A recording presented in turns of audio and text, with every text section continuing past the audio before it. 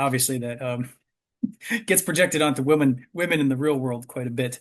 So I do Mm. want to acknowledge that expecting a woman to come along and suddenly change your life is probably to put too much pressure on her. But as a psychological factor, getting in touch with your feminine, getting in touch with your intuition, getting in touch with your emotions, all the things that you stereotypically as a man would sort of exile as, oh, that's not me. I mean, this is very basic Jungian. This is integrating your Mm. anima, and Mm. that it's a powerful thing. And I think that's what we're talking about here. But you Mm. definitely don't want to project your anima onto a woman in real life, or uh, worst case, she'll take advantage of you.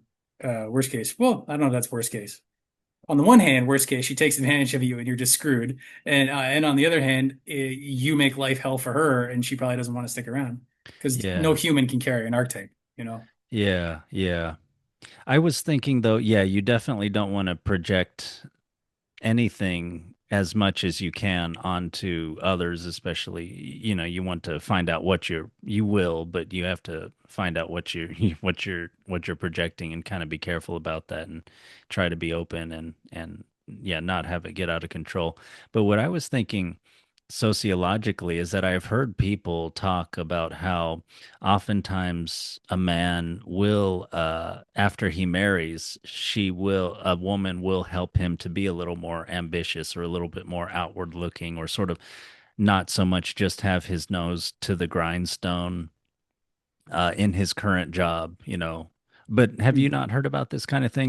That's one thing that I was thinking of when I read this story. It's kind of like, and you can just think about it as when someone has a partner, they're just exchanging ideas, at the end of the day, and there's sort of two is better than one. You're thinking more creatively, you're thinking of other things, and you know, Yeah. Yeah, no, that does make sense. I mean, you're right, I've definitely heard that idea of like the woman being married she can bring the more ambition mm, because she wants him to do well, because then they both do well. He's happier. She mm, imagines he'll be happier. yeah, He'll be more powerful. He'll be more active in the world. She mm, wants that for him. She wants that for her. It's kind of a win-win situation.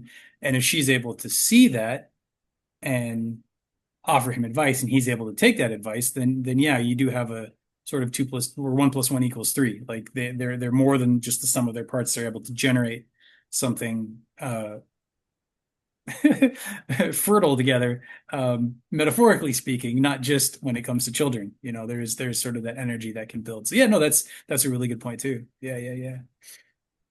that thing you mentioned about children, I almost wonder if there's some sort of evolutionary psychology thing to this where you do literally need more resources if like a child is coming, so maybe there is something about that kind of interplay or that kind of those kinds of conversations that maybe the woman would sense would even need to happen or something, but that's pure speculation on my part. Yeah, I mean, evolutionarily, that would make sense that there were that basic evolution, like the women who encouraged their men to greater Mm, things yeah. would have been healthier.